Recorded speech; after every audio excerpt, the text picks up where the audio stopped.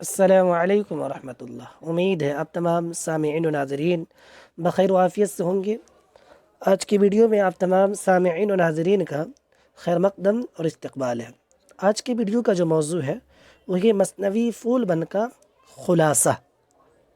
آج کی ویڈیو میں ہم مثنوی پھول بند کا خلاصہ بیان کریں گے۔ کل کی ویڈیو کا جو موضوع تھا وہ تھا قطب مشتری کا خلاصہ، اور اس میں ہم قطب مشتری کے خلاصے کے ساتھ اس کے سنی اشاعت، اس کے مصنف، یعنی تمام چیزوں کے متعلق ہم گفتگو کیے تھے۔ ویسے ہی آج کی ویڈیو میں ہم مثنوی پھول بند کا خلاصہ پیش کریں گے۔ تو سب سے پہلے ہم یہ جان لیتے ہیں کہ مثنوی پھول بند کی سنی اشاعت جو ہے، گرچہ اس میں اختلاف ہے، لیکن نصیر الدین ہاشمی اور محی الدین قادری زور اور جمیل جالوی، یعنی نصیر الدین ہاشمی دکن میں اردو اور محی الدین قادری زور دکنی ادب کی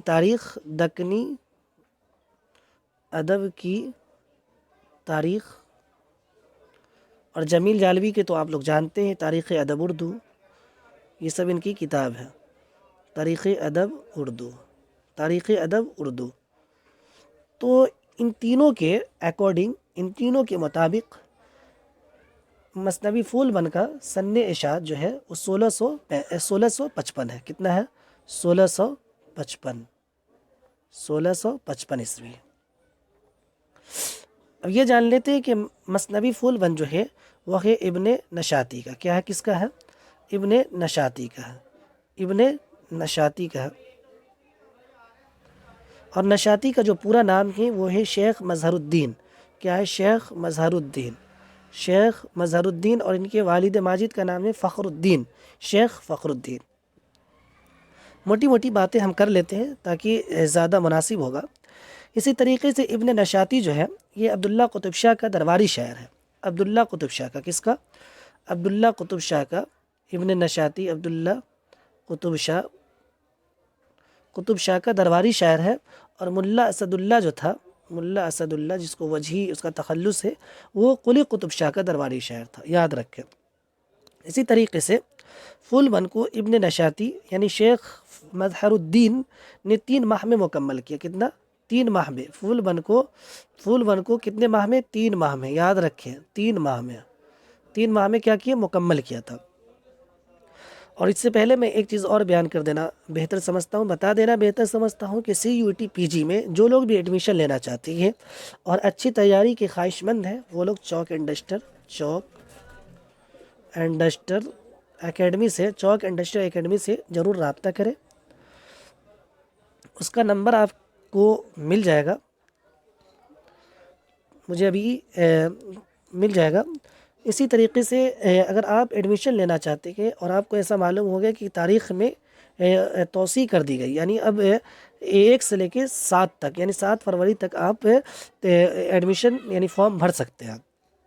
اسی طریقے سے ملا اسد اللہ کا جو مثنوی تھا قطب مشتری، اس کو ملا اسد اللہ نے صرف اور صرف 12 دنوں میں مکمل کیا تھا، اور اس میں 12 کردار بھی ہے۔ اوکے، اب آگے چلتے تو پھول بند میں جو ہے یہ عشقیہ مثنوی ہے، اور اس میں 1744 اشعار ہیں۔ کتنے ہیں؟ 1744 اشعار ہیں۔ اور پھول بند کو عبد القادر سروری نے مرتب کیا ہے۔ ٹھیک ہے، مرتب کون کیا ہے؟ عبد القادر سروری نے مرتب کیا ہے۔ ٹھیک ہے، پھول بند پہلی بار 1937 میں شائع ہوئی تھی۔ کب شائع ہوئی تھی؟ 1937 میں شائع ہوئی تھی۔ پھول بند میں 39 صنعتیں ہیں۔ کتنا ہے؟ 39 صنعتیں استعمال کی گئی ہے۔ پھول بند میں عبداللہ قطب شاہ کی مدح میں یعنی تعریف میں 38 اشعار ہیں۔ تو اب بلا کسی بات کو آگے بڑھائے ہوئے ہم اپنے اصل موضوع پر آتے ہیں، وہ ہے پھول بند کا مثنوی پھول بند کا خلاصہ۔ تو خلاصہ بیان کرتے ہیں۔ مثنوی پھول بند کا اصل قصہ جو ہے کنچن پٹن کے بادشاہ کا ہے۔ اور کنچن مانے جو ہے، کنچن مانے آپ سونا ہوتا ہے۔ کیا ہوتا ہے؟ سونا اس کے معنی ہوتے ہیں۔ تو کنچن پٹن کے بادشاہ کا ہے جو ایک درویش کو خواب میں دیکھتا ہے، یعنی فقیر کو کیا کہاں دیکھتا ہے؟ خواب میں دیکھتا ہے، اور اپنے اور اپنے خادم کو بھیج کر، یعنی اپنے سروینٹ نوکر کو بھیج کر اسے طلب کرتا ہے۔ کنچن پٹن مشرق میں ایک شہر تھا۔ کہاں تھا؟ مشرق میں ایک شہر تھا جو ندی کے کنارے اس طرح آباد تھا کہ ندی اس کے حصار کی خندق معلوم ہوتی تھی۔ ندی اس کے حصار کی خندق معلوم ہوتی تھی۔ شہر کنچن پٹن کی ہر چیز کنچن یعنی سونے کی تھی۔ شہر آج طبیعت تھوڑی علیل ہے، لیکن اس کے باوجود میں آپ لوگوں کے لیے محنت کر رہا ہوں۔ کنچن پٹن کی ہر چیز کنچن یعنی سونے کی تھی۔ شہر کنچن پٹن کی ہوا کی یہ تاثیر تھی کہ سدا نشو نما کا ہنگامہ رہتا تھا، یعنی ہمیشہ نشو نما ہوتا تھا۔ اگر کوئی سوکھی لکڑی لا کر گارتا تو وہ سبز ہو جاتی تھی، یعنی وہ ہرا ہو جاتی تھی اور اس میں شاخیں نکلنے لگتی۔ جس درویش کو بادشاہ نے خواب میں دیکھا تھا، اس کے جسم پر سفید سا پیرہن تھا۔ پیرہن لباس، پیرہن کا مطلب ہوتا ہے لباس تھا، اور ایک باریک سیلے سے کمر بندھی ہوئی تھی۔ سر پر شملہ کی عوض دستار تھا، دستار بولے تو عمامہ، اور ہاتھ میں ایک رنگین طرحدار عصا تھا، عصا بولے تو لاٹھی، وہ ہاتھ میں مسلح لیے ہوا تھا۔ کنچن پٹن کے بادشاہ کا قصہ بذات خود کوئی بسیط اور طویل قصہ نہیں ہے، یعنی یہ جو قصہ ہے وہ کوئی بسیط یعنی بہت زیادہ پھیلا ہوا اور نہ ہی بہت زیادہ لمبا قصہ ہے، بلکہ دوسرے قصوں کے تعارف کا کام دیتا ہے۔ درویش سے قصہ گوئی کا کام لیا گیا ہے۔ وہی درویش کنچن پٹن کے بادشاہ کو اپنے باپ ملک خراسان کے پردھان سے کشمیر کے بادشاہ اور گلو بلبل کی سنی ہوئی حکایت کو سناتا ہے۔ کشمیر کے بادشاہ کی بارگاہ میں باغبان ایک گل لاتا ہے۔ کشمیر کے بادشاہ کی بارگاہ میں یعنی اس کے سامنے باغبان یعنی باغ کا جو حفاظت کرنے والا ہوتا ہے اس کو باغبان بولتے ہیں۔ ایک گل لاتا ہے یعنی پھول لاتا ہے، جس پر ایک بلبل فریفتہ رہتا ہے یعنی عاشق رہتا ہے۔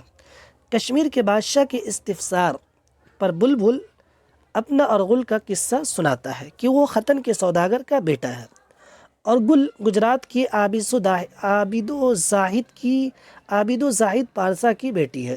یہ گل جو ہے وہ کیا ہے؟ عابد و زاہد پارسا کی بیٹی ہے گجرات کے، اور بلبل جو ہے وہ ختن کے سوداگر کا بیٹا ہے، یاد رکھیں، جس پر بلبل فریفتہ ہے۔ زاہد پارسا کی بددعا سے یہ دونوں گل و بلبل بن گئے ہیں۔ کشمیر کا بادشاہ گل و بلبل کو انگوٹھی اور آیت الکرسی کی مدد سے آیت الکرسی کی مدد سے واپس انسانی شکل میں لاتا ہے۔ کہاں واپس انسانی شکل میں لاتا ہے؟ سوداگر کا بیٹا یعنی بلبل بھی کشمیر کے بادشاہ کے سامنے ایک قصہ بیان کرتا ہے کہ کسی بادشاہ کے سامنے چین کے نقاش کے وارد ہونے کا ذکر کیا جاتا ہے۔ چین کا نام سنتے ہی بادشاہ غمزدہ ہو جاتا ہے، مایوس ہو جاتا ہے، رنجیدہ ہو جاتا ہے۔ اس کے بعد وہ کیا ہو جاتا ہے؟ مایوس ہو جاتا ہے، غمزدہ ہو جاتا ہے۔ اس کا ایک وزیر، کس کا؟ بادشاہ کا ایک وزیر، بادشاہ کا غم دور کرنے کے لیے، کیا دور کرنے کے لیے؟ غم دور کرنے کے لیے، جو غمزدہ ہوتا ہے اس کو غم دور کرنے کے لیے نقل روح کا قصہ بیان کرتا ہے۔ کس کا؟ نقل روح، یعنی روح کو منتقل کرنا ایک جسم سے دوسرے جسم کی طرف۔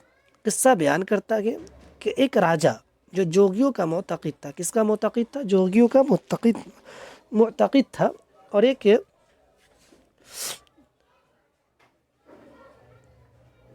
معتقد تھا، اسے ایک جوگی نقل روح کا منتر سکھاتا ہے۔ بادشاہ کو کیا سکھاتا ہے؟ جوگی نقل روح کا منتر سکھاتا ہے۔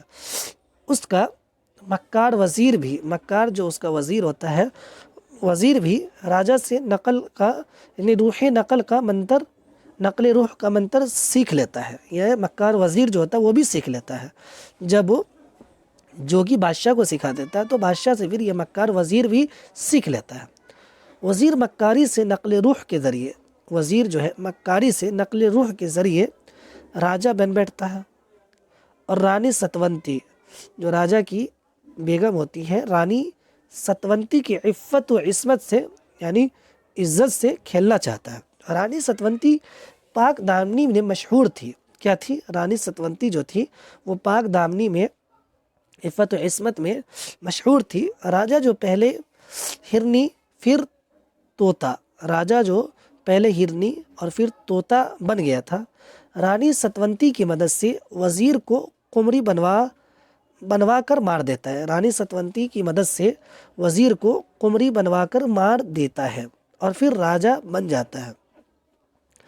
اسی غم زدہ بادشاہ یعنی کشمیر کے بادشاہ کے سامنے ایک اور وزیر ملک عجم کے بادشاہ کی بیٹی کیا نام ہے؟ صنوبر، اور مصر کا شہزادہ ہمایوں فال، یاد رکھیں ہمایوں فال کی داستان محبت بیان کرتا ہے جو پھول بن کا اہم ترین قصہ ہے۔ ہمایوں فال صنوبر کو گھر سے بھگا لاتا ہے اور دونوں شہر سند میں جو اصل ہند تھا، گنگا کے کنارے ایک محل بیت العاشقین میں قیام پذیر ہوتے ہیں۔ شہر سند کا بادشاہ ایک مالن کے ذریعے صنوبر کے حسن کی تعریف سن کر اس پر عاشق ہو جاتا ہے اور ہمایوں فال کو شطرنج میں ہرا کر دھوکے سے اسے مچھلی کی خوراک بنا دیتا ہے۔ طلسم لکھے ہوئے یعنی جادو لکھے ہوئے مچھلی کے ذریعے پتہ چلتا ہے کہ ہمایوں کو مچھلی سمن کے جزیرہ پر جا کر اگل آتی ہے اور وہ پریوں کی قید میں ہے۔ صنوبر شہزادہ ہمایوں فال کی تلاش میں جوگن بن کر گلے میں کنٹھال ڈال کر نکلتی ہے اور ایک جزیرے تک پہنچتی ہے۔ صنوبر پرستان کی رانی ملک آرا کی مدد سے اپنے عاشق ہمایوں فال سے پھر مل جاتی ہے، اور یہیں پر یہ مثنوی ختم ہو جاتا ہے۔ تو آگے ہم اگر بات کر لیں اس کے کرداروں کی پہچان میں، تو ہم بات کر لیتے ہیں اس کی کردار کی پہچان میں۔ تو یاد رکھیں کنچن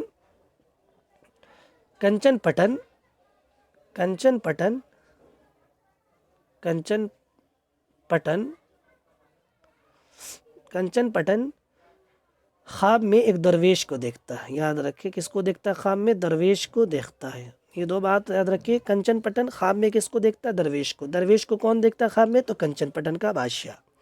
اسی طریقے سے درویش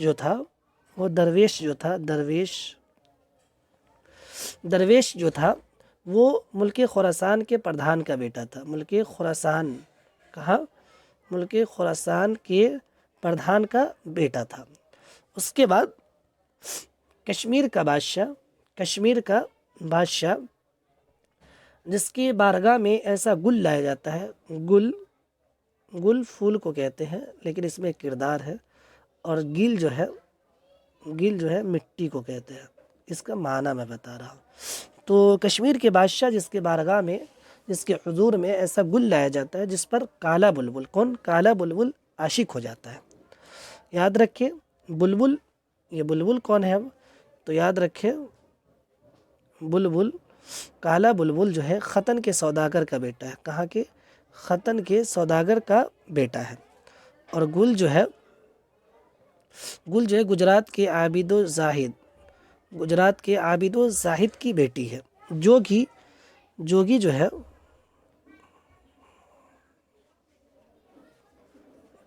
ہے جو بادشاہ کو نقل روح کا منتر سکھاتا ہے۔ رانی ستونتی جو ہے اس کا جو مکار وزیر ہوتا ہے، اس کے عفت و عصمت کے ساتھ، پاک دامنی کے ساتھ کھیلنا چاہتا ہے، وہی رانی ستونتی ہوتی جو اپنے پاک دامنی میں مشہور ہوتی ہے۔